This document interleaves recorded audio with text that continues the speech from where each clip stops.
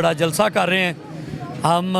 मेरे पीछे ये अंदर आपने देखा है कि माशाल्लाह इलाके की हल्का PP 64 की आवाम जो दर जोक आ रही है और हमारी हौसला अफजाई कर रही है और इस बात का अहद कर रही है। उनकी शमूलियत, उनका यहाँ पर आना इस बात की दलील है कि अवाम जो है वो हल्का PP 64 में मेरे साथ है और इंशाल्लाह 8 फरवरी को वो ट्रैक्टर के निशान पर मोहर लगाकर ये साबित करेंगे कि इस इलाके की नुमाइंदा, इस इलाके का नुमाइंदा जो असली नुमाइंदा है वो इकराम बाबर खोखर है। देखें मुस्लिम लीग काफ जो है उसका ऑलरेडी मंशूर जो है वो लोगों के सामने है कि हम साबका दौर में माशाल्लाह 5 साल में 55 साल जैसे काम किए हैं। हमारी क़यादत ने यह साबित किया है कि 1122 भी मुस्लिम लीग काफ का कारनामा है। ये एक ऐसा कारनामा है को जिसकी मिसाल पूरी दुनिया में नहीं है। इसके अलावा बेशुमार काम है, चाइल्ड प्रोटेक्शन का शोबा और इसके साथ साथ जो सड़कों के पक्के नालों के जाल बिछाए गए थे और इसके साथ साथ पेट्रोलिंग पुलिस जो है उसकी पोस्टें कायम की गई और ट्रैफिक जो है उसको जदीद किया गया, ट्रैफिक वार्डन में बदला गया।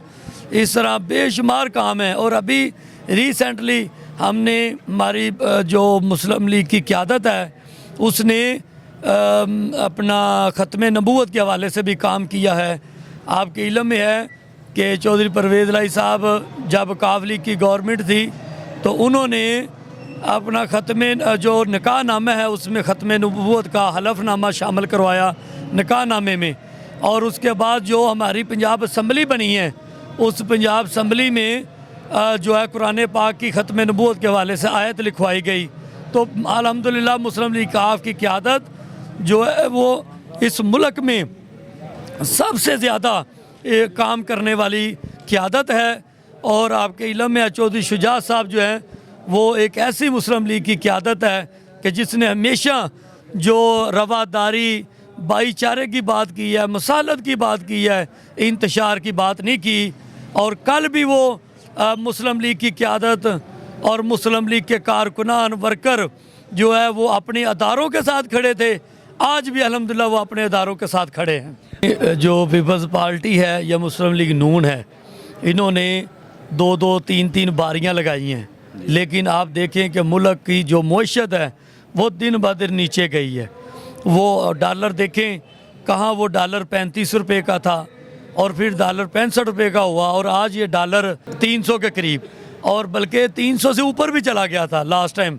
तो गुजारिश ये है, इनका कोई मंशूर नहीं है, ये सिर्फ ख्वाब खरगोश में अवाम को जो है कहानियाँ सुना के, मदारी लगा के ये वोट हासिल करने की नाकाम कोशिश है।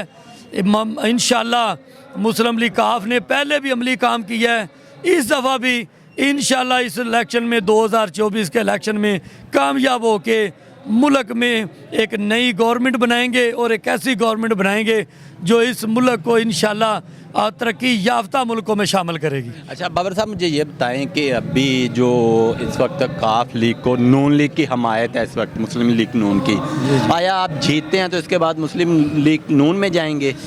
देखें जी, हमारा एक अलायंस चल रहा था मुस्लिम लीग नून के साथ, लेकिन इस इलेक्शन में हमारे अलायंस को इन्होंने बड़ी ठेस पहुंचाई है। हमारी क़यादत के साथ इन्होंने सीट एडजस्टमेंट का वादा किया था और मुख्तलिफ सीटों के ऊपर बातचीत चल रही थी, लेकिन एंड टाइम जब ये सीट एडजस्टमेंट फ़ाइनल होनी थी उसमें इन्होंने हमारी क़यादत से किया गया वादे को पूरा नहीं किया, बेवफाई की है। इसलिए अब हमारा इनके साथ कोई अलायंस नहीं है, कोई ये हमारे इत्तेहादी नहीं है। हम अपने प्लेटफॉर्म पर अलहदा इलेक्शन लड़ रहे हैं और इसी प्लेटफॉर्म पर इंशाल्लाह हम इलेक्शन लड़ेंगे और इलेक्शन जीतेंगे और फिर आने वाले वक्त में हम फैसला करेंगे हमने क्या करना है। अच्छा मुझे ये बताएं कि अभी जो इस वक्त मईशत का बेड़ा गर्क हुआ है, कभी भी किसी हुकूमत में भी इस हाल को कभी भी मईशत नहीं पहुंची, इसके मतलब क्या कहेंगे? देखिए, मुस्लिम लीग काफ के जो भी दौर गुजरे हैं, 2003 देख लो, 2008 देख लें, उसमें मईशत नीचे नहीं गई, ना मईशत का ग्राफ नीचे गया है, बल्कि आपने देखा है कि हज़ारों अरब डॉलर जो है वो हमारी मईशत में मौजूद थे। लेकिन जब भी इनकी गवर्नमेंटें आती गईं, जरदारी साहब की गवर्नमेंट आई, किसी को बिजली नहीं मिली, किसी को पानी नहीं मिला, कराची वालों को तो पानी नहीं मिला। आज देखें इनकी उधर 2 साल से गवर्नमेंट है पीपल्स पार्टी की, तो वहाँ पानी के मसाइल आज उसी तरह हैं, वहाँ नालों के मसाइल आज उसी तरह ही हैं। तो गुजारिश ये है, ये काम करने वाले लोग नहीं हैं, ये दिहाड़ियाँ लगाने वाले लोग हैं। और अल्हम्दुलिल्लाह मुस्लिम लीग ने काम करके दिखाया है और आइंदा भी इंशाल्लाह काम करके दिखाएगी। मुस्लिम लीग का सबसे बड़ा कारनामा कि उन्होंने इस मुल्क में जो है तालीम को आम किया है, उसमें उन्होंने मैट्रिक तक तालीम फ्री की है और मैट्रिक तक किताबों को फ्री किया है। ये सबसे बड़ा कारनामा उनका ये भी है। और इसके अलावा जो गरीब के लिए जो करने वाला काम है वो ये है कि उनको तिब्बी सहूलियात दी जाएँ।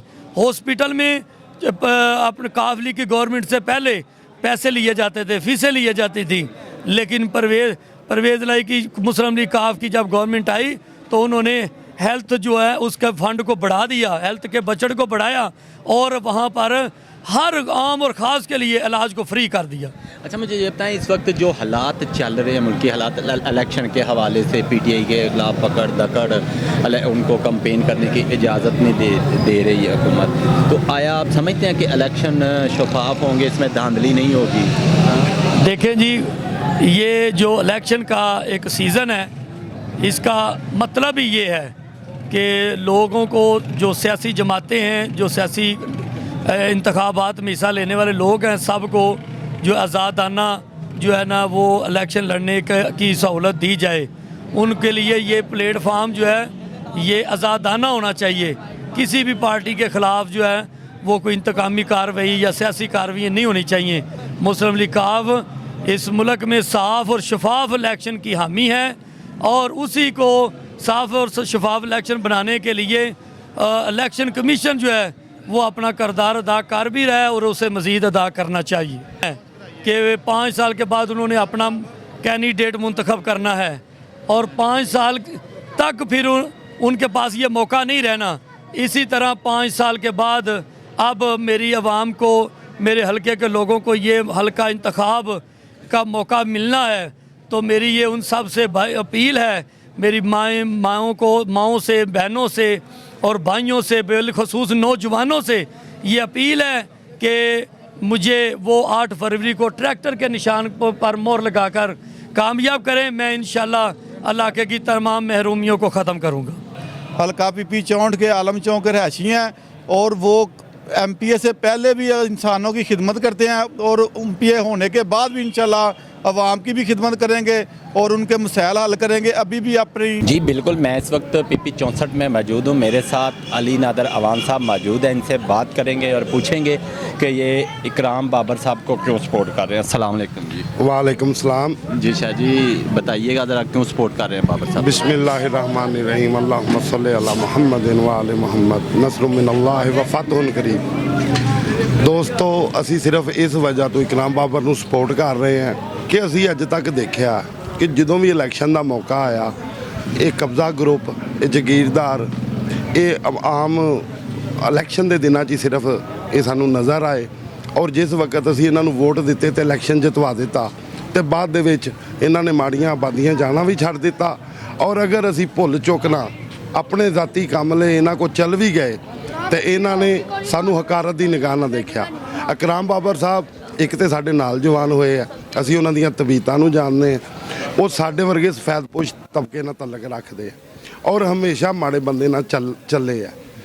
ਉਹ ਬੰਦਾ ਕਿਉਂ ਨਾ ਉਸ ਬੰਦੇ ਨੂੰ ਵੋਟ ਦੇ ਜੀ ਜੀ, ਜਿਹਨੂੰ ਬੰਦਾ ਭਾਈਜਾਨ ਕਹਿ ਕੇ ਜਿਸਲੇ ਮਰਜ਼ੀ ਬੁਲਾ ਲੇ, ਕੰਮ ਅਦ ਕੰਮ ਚੌਧਰੀ ਸਾਹਿਬ ਵਾਲੇ ਨਖਰੇ ਨਾ ਦੇਖਣੇ ਪੈਣ। ਤੇ ਅਲਹਮਦੁਲਿਲਾ ਉਹਨਾਂ ਨੂੰ ਟਰੈਕਟਰ ਇੰਤਖਾਬੀ ਨਿਸ਼ਾਨ ਮਿਲ ਗਿਆ।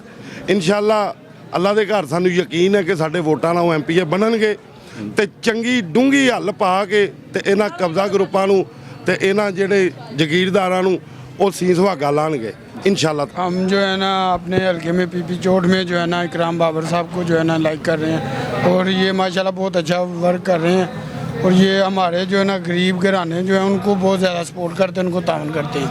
इस वजह से मैं भी इनकी ये आदतें देखकर इनको सपोर्ट